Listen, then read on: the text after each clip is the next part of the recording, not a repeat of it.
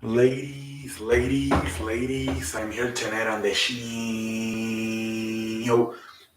And tonight I'm going to talk about the Colts Chargers game. This game, man, wow, what a start to this game, man. Thankfully, it got better as the game went on, man.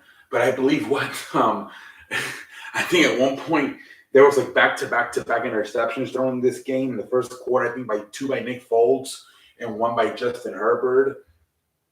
Thank God this game got it got a little bit better and the freaking as the game went on, man. But yeah, man, it took a while there for a little bit, man. At the end, man, Chargers, it looked like are we were going to see another shit show like on Sunday night we saw with the Buccaneers and Cardinals. The Chargers were just going to let the Colts in the game the whole time. But no, at the end, man, they took over. It was close at halftime. It was only 10-3 at halftime. They only score 3 points in the third quarter. Went into the third quarter. Into the fourth quarter. 13-3. They fumbled actually. In the towards the end of the third quarter, Justin Herbert got strip sack fumble, and it looked like there, even though as at the end of the third quarter, going into fourth quarter, 13-3, the Colts have a ball. Like, could they make it this a ball game? But they couldn't. At the end there, Chargers scored the final touchdown and closed it out 23. But it was a little more close than I thought. But let's look at the stats. Let's look at the freaking stats, man. Justin Herbert, 24 for 31 on passing, 235 yards, 0 touchdowns, 1 interception in the first quarter, like I mentioned. The interception wasn't really his fault. They got tipped up in the air by the receiver, and then it landed in the Colts defender. Whatever. But again, he did get a strip sack fumble in the third quarter. He could have played better.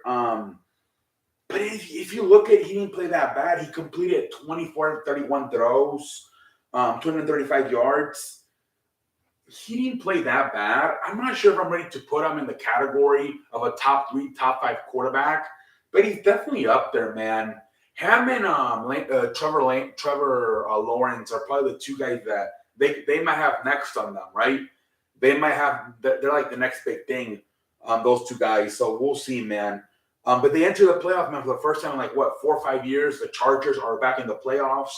So congratulations to them, man. Austin Eckler, 18 carries, 67 yards, 2 touchdowns. He was the one who scored the 2 touchdowns. Keenan Allen, 11 catches, 104 yards. Mike Wallace, 4 catches, 76 yards. Austin Eckler, 4 catches, 12 yards. But yeah, like I said, Herbert did not play really that bad. It's just that they struggle putting drives together and finish them with points.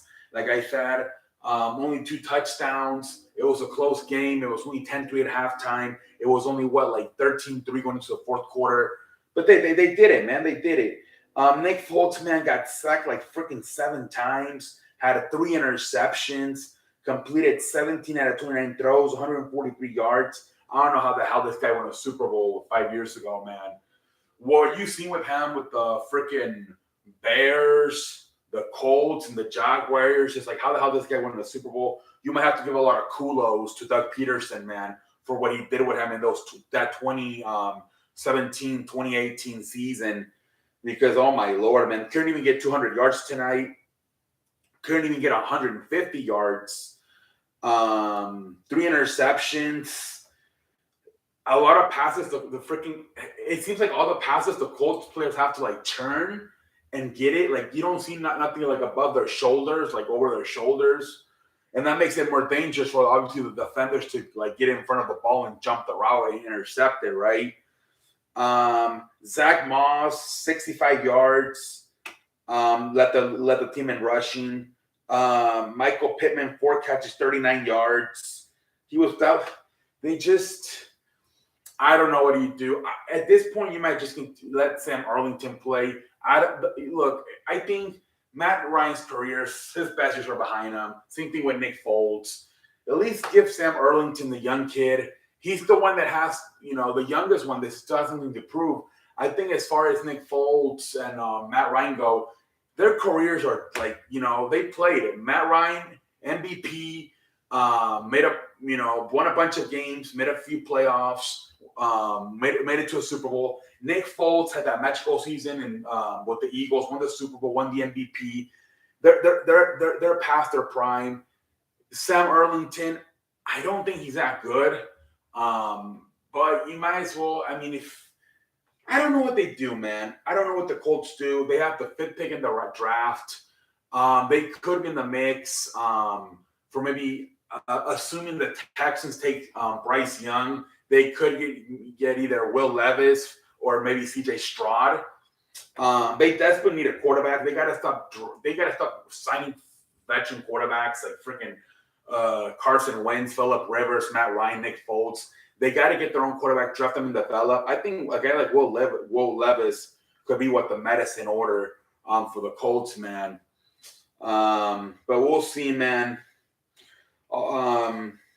Jim Irsay, I think he's committed to wasting money, like spending money and building this team and getting players on the free agency. I think it all comes down for them getting the quarterback. And I think – they're in a good position to get on one of these quarterbacks, honestly. You look at the quarterbacks, right? C.J. Stroud, Will Levis, Bryce Young. They could have a chance at all three of them. A lot of it's going to depend what the Texans do. But they definitely going to have a chance to get one of those quarterbacks in the draft, especially if they think the top five, even in the top three. And I think that's the move for the Colts, man. They got to draft a quarterback, develop him. And I don't know. I mean, I mentioned in the past maybe trading Michael Pittman and Jonathan Taylor. I don't know. I mean, maybe you can build this puppy back up in the next 2 to 3 years if you draft a guy like C.J. Stroud or Will Levis, Bryce Young, and he turns out to be a good quarterback. Maybe you can, you add more pieces. You keep Jonathan Taylor. You keep Michael Pittman. You add more pieces. You reinforce the offensive line. You tighten up the defense.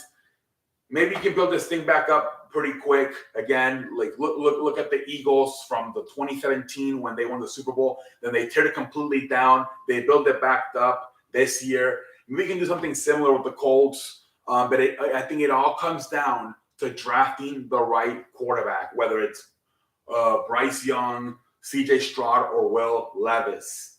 But ladies and gentlemen, until next time, I'm on like a light. Thank you.